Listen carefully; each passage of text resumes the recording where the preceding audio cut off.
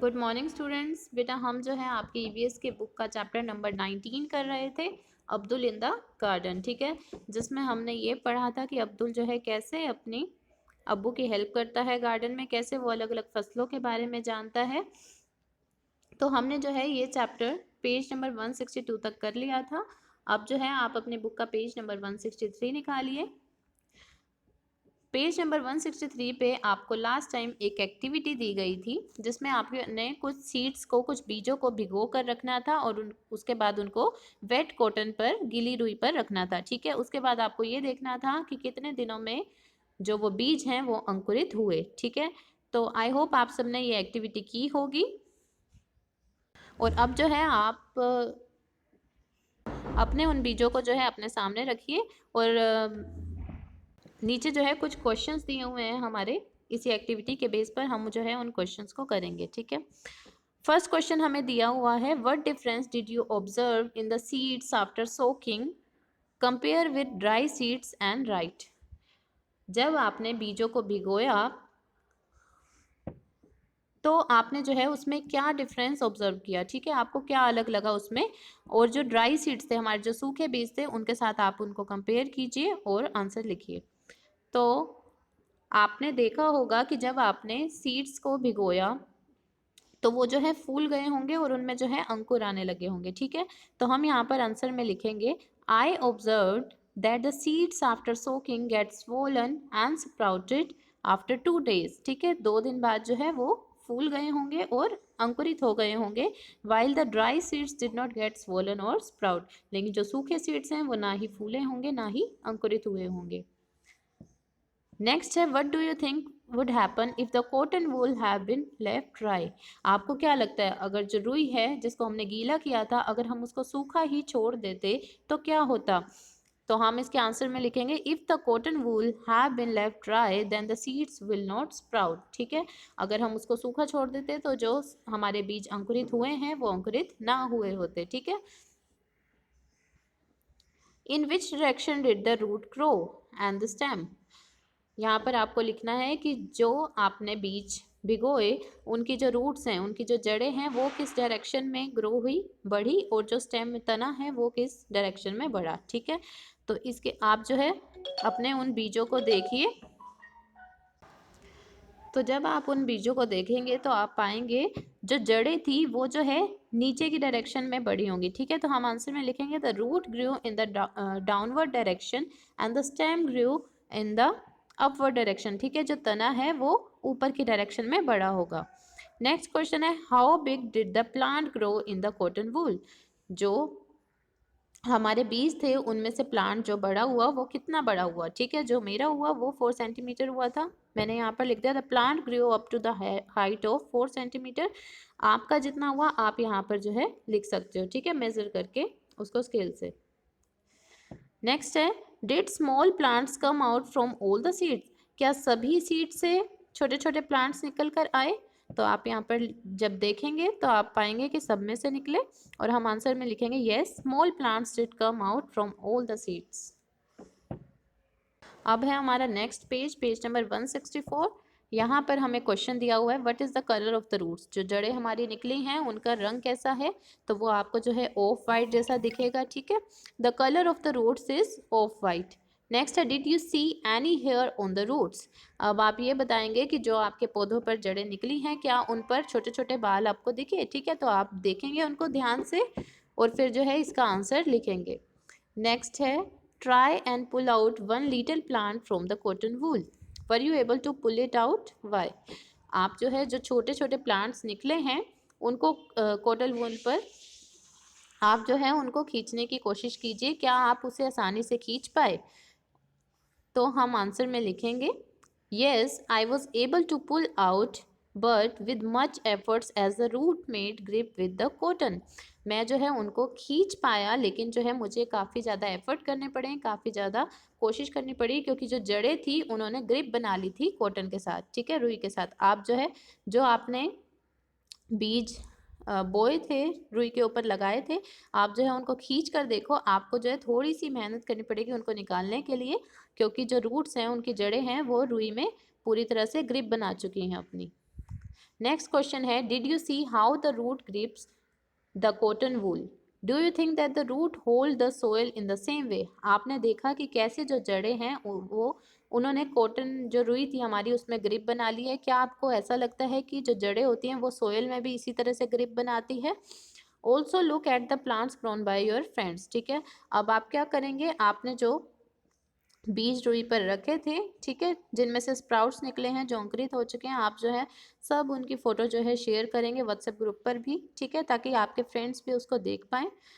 अब हमारा क्वेश्चन था कि क्या आपको लगता है कि जो जड़ें होती हैं वो सोयल में इसी तरीके से ग्रिप बनाती हैं? तो आप इसका आंसर लिखेंगे, yes I did see how the roots grip the cotton wool. Yes I think root hold the soil in the same manner. हाँ, हमें लगता है कि जो रूट्स हैं, जड़ें हैं, वो मिट्टी को भी इसी तरीके से जकड़ती हैं। Also the roots of the plant grown by my friend also made grip with the cotton. तो बाकी जो आपके फ्रेंड्स हैं, आप जब उनकी पिक्चर देखोगे तो आपको पता चलेगा कि उनकी जो रूट्स हैं वो भी इसी तरीके से जो रुई थी हमारी उसमें जकड़ी हुई हैं। ठीक है, तो उन्होंने भी जो है जो प्लांट्स उगाए हैं उन्होंने भी रुई के साथ ऐसी ही ग्रिप बनाई है। ठीक है, तो हर पौधा जो है सोइल के साथ भी ऐसी ग्रिप बनाता है।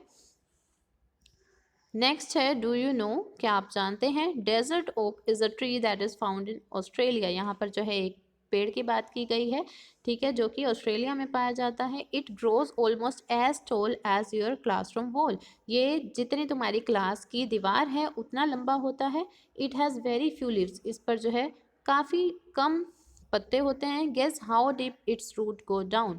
आप जो है गेस कीजिए इसकी जड़ें कहाँ तक जाती होंगी। Imagine the length of about 30 such trees laid down in a line end to end one after another। तो इसकी रूट्स जो जड़ें हैं वो पता है कितनी लंबी होती हैं? अगर आप 30 ऐसे पेड़ों को लाइन में लगा दें, ठीक है, तो उनकी जड़ें जो है इतनी नीचे तक जाती हैं। This is how long the root of this tree can be. These root go deep into the ground till they reach water। इसकी जो जड़ें हैं वो इतना नीचे ज़मीन के जाती हैं जहाँ से उनको जो है पानी मिल जाए। ठीक है, the water is stored in the tree trunk. उसके बाद जो पानी है वो जो पेड़ का ट्रंक है उसमें जो है इकट्ठा हो जाता है। Local people knew about this. ठीक है, जो लोकल पीपल हैं वहाँ आसपास जो लोग रहते हैं उनको ये पता होता है। When there was no water in the desert, और जब मरुस्थल में कोई पानी नहीं होता है, ठीक है, the local people use to put a thin pipe into the trunk of the tree to drink this water. तो जब मरुस्थल में पानी खत्म हो जाता है तो वहाँ के जो लोकल पीपल होते हैं वो क्या करते हैं, पेड़ की जो तना है उसमें जो है छोटे छोटे पतले पतले पाइप डालते हैं और उससे जो है पानी पी लेते हैं। नेक्स्ट है, Arif and Rupali did the above activity. जो आरिफ और रूपाली हैं उन्होंने भी ऊपर वाली एक्टिविटी की। दे सो द सीडलिंग ग्रो। उन्होंने जो है जो सीड्स उन्होंने बोए थे उनको उगते हुए देखा। When asked what are the things that grow, they had very different ideas about things that grow. जब उनसे पूछा गया कि ऐसी कौन सी चीज़ें हैं जो कि ग्रो होती हैं, ठीक है, जो बढ़ती हैं, जो उगती हैं, तो उनके जो हैं काफ़ी अलग आइडियाज़ थे इस बारे में। आरिफ ने जो है एक लिस्ट बनाई। Arif made a list of the following, leaves, Munna, bird, puppy, nails and fish. तो आरिफ ने जो लिस्ट बनाई उसमें था पत्ते, मुन्ना, बर्ड, पपी, नाखून और मछली। ठीक है, तो उसने जो है अपनी लिस्ट में ये सब लिखा कि ये बढ़ते हैं। अब है हमारा नेक्स्ट पेज जिस पर रूपाली की लिस्ट दी गई है। रूपाली लिस्ट है moon, tree, eye, hair, watermelon, mosquito, crow. Rupali की लिस्ट में था चांद, पेड़, वो खुद, बाल, वाटरमेलन, मच्छर और कौवा। ठीक है, what do you think which of these thing listed by Arif and Rupali grow. आपको क्या लगता है जो लिस्ट आरिफ और रूपाली ने बनाई है इनमें से कौन सी चीज़ ऐसी हैं जो ग्रो करती हैं? तो ये सारी चीज़ें ग्रो करती हैं।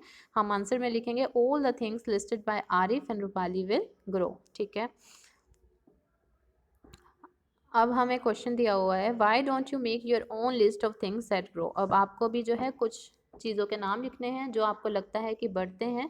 ठीक है, तो हम कुछ भी लिख सकते हैं, cats, dogs, rats, plants, lizards, hair, nail etcetera. ठीक है, ये सब चीज़ें जो हैं बढ़ती हैं।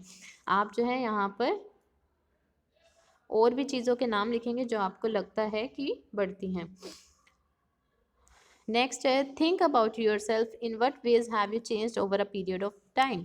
अपने बारे में सोचिए, आप कितना चेंज हुए हैं। Have you grown in any way, क्या आप किसी तरीके से बढ़े हैं। For example, has your height increase, क्या आपकी हाइट इंक्रीज हुई है, क्या आपकी हाइट बढ़ी है। How much taller have you grown in the last 1 year, पिछले 1 साल में आप जो है कितने लंबे हुए हैं, आपको यहाँ पर लिखना है। ठीक है। नेक्स्ट क्वेश्चन है imagine that you had never cut your nails. आप सोचिए कि आपने जो है कभी भी अपने नाखून नहीं काटे होते। Draw a picture of your fingers in the notebook to show how they would have looked. तो आपको जो है अपनी नोटबुक में एक पिक्चर बनानी है कि मान लीजिए आपने कभी अपने नाखून नहीं काटे होते तो आपके नाखून किस तरीके के दिखते। ठीक है।